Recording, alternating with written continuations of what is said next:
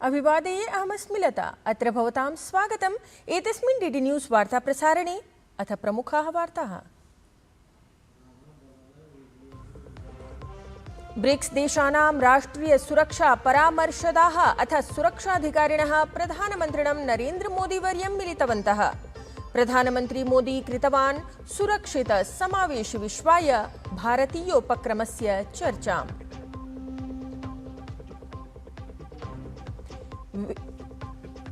विदेशमन्त्री doctor S जयशंकरः अद्य Mongolia देशस्य अनन्तरं कोरिया गणराज्यस्य कुर्यात् यात्राम्। स्वीयं समकक्षं सम्मिल्य मिथः सहयोगसंवर्धनम् उद्दिश्य समाचर्येत चर्चा।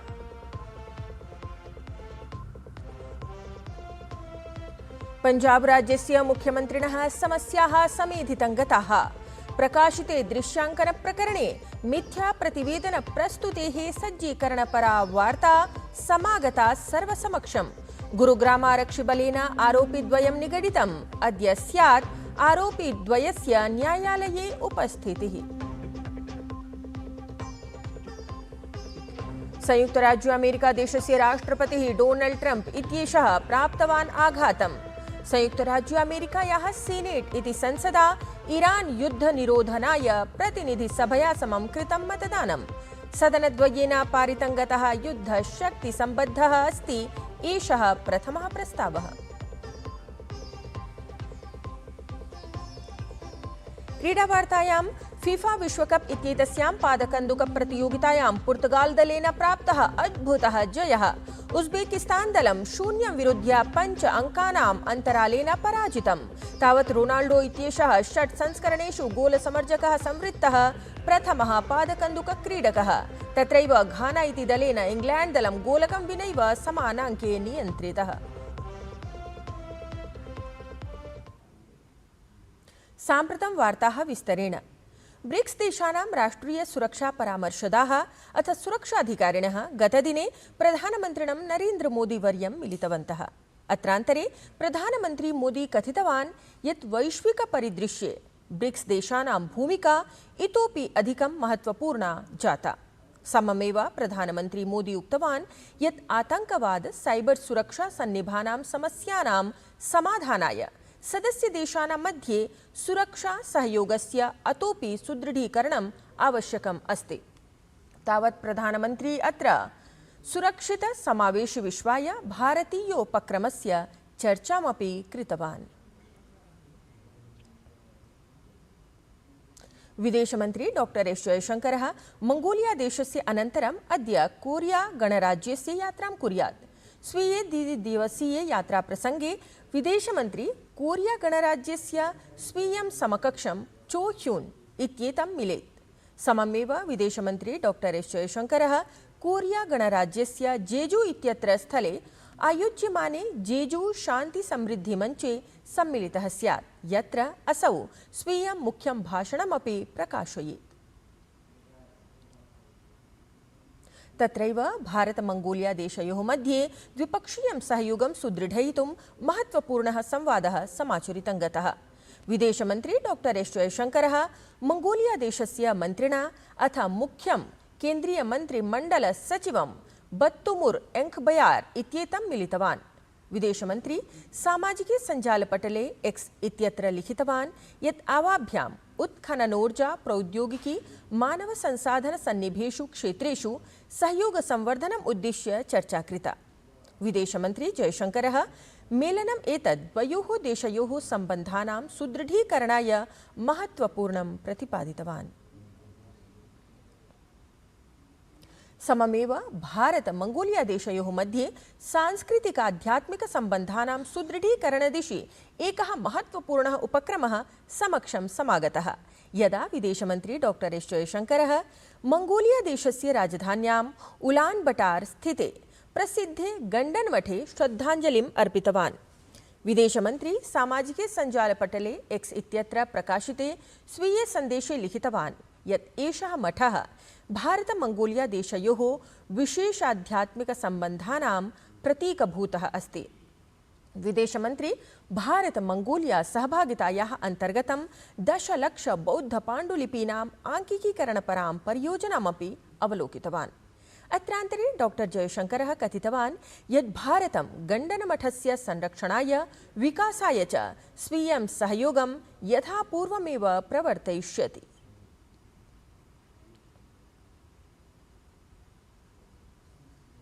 केन्द्रीय गृहमंत्री अमित शाहः नवदिल्ल्याम् अटलाक्षयोर्जा भवने नेफिक्स.in इत्येतस्य शुभारम्भं कृतवान्। केन्द्रीय गृहमंत्री अमित शाहः तत्र उक्तवान् यत् 77-300 निरसनेन डॉक्टर श्यामा प्रसाद मुखर्जी वर्यस्य दूरदृष्टिः साकारीभूता। श्री शाहः डॉक्टर श्यामा प्रसाद मुखर्जी इत्येतस्य पुण्यतिथौ श्रद्धाञ्जलिमपि अर्पितवान्। सः भारतस्य महत्सु नेतृषु अन्यतमः इति वर्णयत् तस्य योगदानं देशस्य एकतायाः अखण्डतायाः च संरक्षणे साहाय्यम् अकरोत् इत्यपि अमित शाहः प्रतिपादितवान्। नेफिड संस्थायाः नीलामी पोर्टल इत्येतस्य उद्घाटनकाले नवदेहल्यां जनसमूहं सम्बोधयन् श्री अमित शाहः अवदत् यत् जून मासस्य 23 दिनाङ्कः भारतीय जनता पार्टीति दलस्य कार्यकर्तृभ्यः विशेषमहत्त्वं धारयति, यतो हि अयं दिवसः श्यामा प्रसाद मुखर्जी वर्यस्य राष्ट्रीय एकतायै स्वप्राणस्य बलिदानस्य दिवसः अस्ति इति।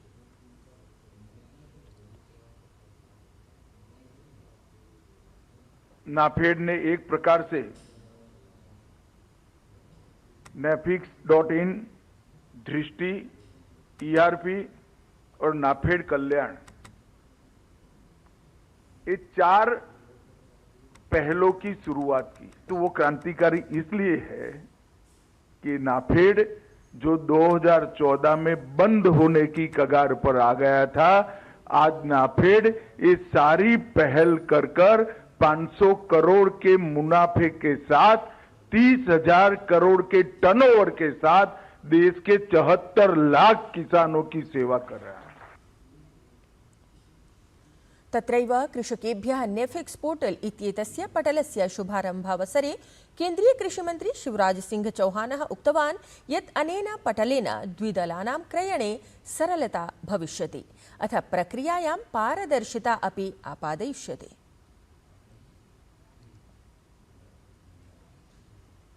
मैं तो ये तय किया है दलहन में हमने 3 दालें तुअर, मसूर, उड़द जितनी किसान पैदा करेगा 100% खरीदेंगे, लेकिन खरीदी पारदर्शिता से कैसे हो।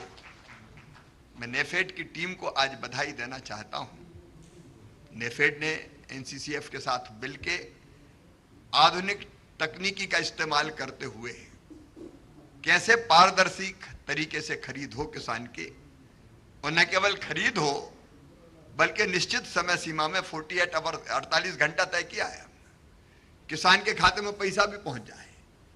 खरीदी में लाइन ना लगे तो पहले से रजिस्ट्रेशन हो जाए, पंजीकरण, निर्धारित तिथि पर बुलाना और 48 घंटे के अंदर खाते में पैसा डाल देना।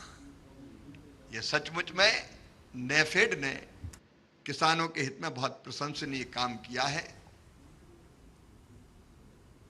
पर्यटन सुविधा क्षेत्रयोः व्यवसायं सरलं निर्मातुं संवर्धयितुं च दिल्ल्यां वार्तासत्रस्य आयोजनं समाचरितं गतम्। कार्यक्रमे केन्द्रीय पर्यटन मन्त्री गजेन्द्र सिंह शेखावतः अथ अन्ये अपि गणमान्याः जनाः उपस्थिताः अभवन्। अत्र कार्यक्रमे पर्यटन सम्बद्धानां समस्यानां तत्र सुरक्षा विषयेषु अपि चर्चा समाचरितं गता। कार्यक्रमे देशः कथं वैश्विकस्तरे पर्यटनकेन्द्रत्वेन निर्मितः स्यात् इति विषये अथ आजीविकोपलम्भन विषयेण सममेव संस्कृतेः संवर्धनार्थमपि अत्र सविशेषं चर्चा जाता। केन्द्रीय मन्त्री गजेन्द्र सिंह शेखावतः उक्तवान् यत् पर्यटनक्षेत्रे अनुभूयमानानां समस्यानां समाधानम् उद्दिश्य एतादृशानां सत्राणाम् आयोजनं विधीयते। माननीय प्रधानमंत्री जी हमेशा ही व्यापार, व्यवसाय और लोगों के जीवन में किस तरह से ईज ऑफ डूइंग बिजनेस और ईज ऑफ लिविंग आए, इसको लेकर के निरंतर साधना रहते हैं।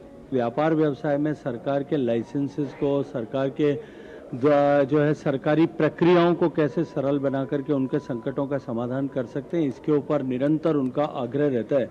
आज जो चर्चा हुई है, ये चर्चा आने वाले समय में 30 तारीख की नीति आयोग के साथ की बैठक और उसके बाद में पॉलिसीज को ट्वीक करके हम कैसे सुगमता और अधिक व्यापार व्यवसाय में ला सकते हैं, इसको सुनिश्चित करेंगे। पंजाब राज्यस्य मुख्यमन्त्रिणा भगवन्त मान इत्येतेन सम्बद्धः चलच्चित्रविवादः नूतनं स्वरूपं प्राप्तवान्। गुरुग्रामारक्षिदलं फॉरेन्सिक साइबर इत्येतस्य प्रतिवेदनस्य मिथ्यारूपेण निर्माणार्थम् अंकित अरुण महेन्द्रु इत्येतयोः निगडनं कृतवत्। याचिकाकर्तुः आरोपः अस्ति यत् एतौ जनौ तम् उक्तवान् यत् चलच्चित्रं कृत्रिमबुद्धिमत्ता जनितमस्ति इति प्रतिवेदनस्य निष्कर्षः भवेत्। एतस्य कृते ताभ्यां दशलक्षरूप्यकाणां धनप्रस्तुतिः अपि कृता। एतस्मिन् प्रकरणे पंजाब प्रशासनस्य कतिपयाधिकारिणां संलग्नता अपि वर्तते।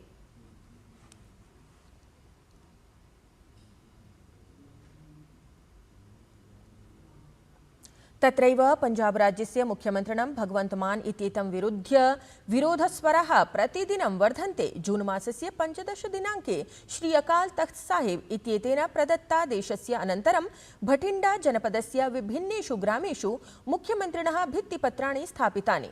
गुरुद्वारा इत्येतेभ्यः सिख धर्मावलम्बिनाम् उपासनास्थलेभ्यः बहिः स्थापितेषु एतेषु भित्तिपत्रेषु सिख संगत इत्येतेन आवाहनं कृतं यत् मुख्यमन्त्रिणः भगवन्त मान इत्येतस्य बहिष्कारः भवेत्। अस्य प्रकरणस्य अनन्तरं राज्यस्य राजनैतिकस्थितिः संकटापन्ना अस्ति।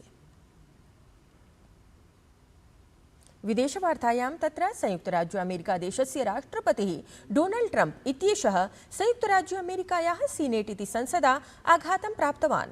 संयुक्तराज्य अमेरिकीय कांग्रेस् इत्येतेन राष्ट्रपतये डोनाल्ड ट्रम्प इत्येतस्मै ईरान देशं विरुध्य सैन्यकार्याचरणं निरुद्धुं निर्देशप्रदायकः प्रस्तावः पारितः अस्ति।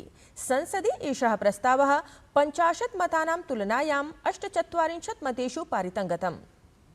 इतः पूर्वं प्रवर्तमाने एव मासे एषः प्रस्तावः तत्रत्यया प्रतिनिधिसभया अपि पारितं गतः आसीत्। तावत् सदनद्वयेन पारितं गतः युद्धशक्तिसम्बद्धः एषः प्रथमः प्रस्तावः अस्ति। क्रीडावार्तायां फीफा विश्वकप इत्येतस्यां पादकन्दुकप्रतियोगितायां पुर्तगाल दलेन अद्भुतः जयः समर्जितः। एतस्यां प्रतियोगितायाम् उज्बेकिस्तान दलं 0-5 अङ्कानाम् अन्तरालेन पुर्तगाल दलेन पराजितम्।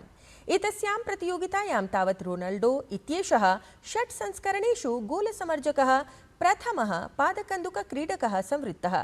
तत्रैव घाना इति दलेन इंग्लैंड दलं गोलकं विनैव समानाङ्के एव नियन्त्रितः। एतेन सहैव एतद्वार्ता संस्करणम् अधुना सम्पद्यते। अभिनववार्ताभिः सह पुनः उपस्थास्यामः। तावत् शुभं भूयात्।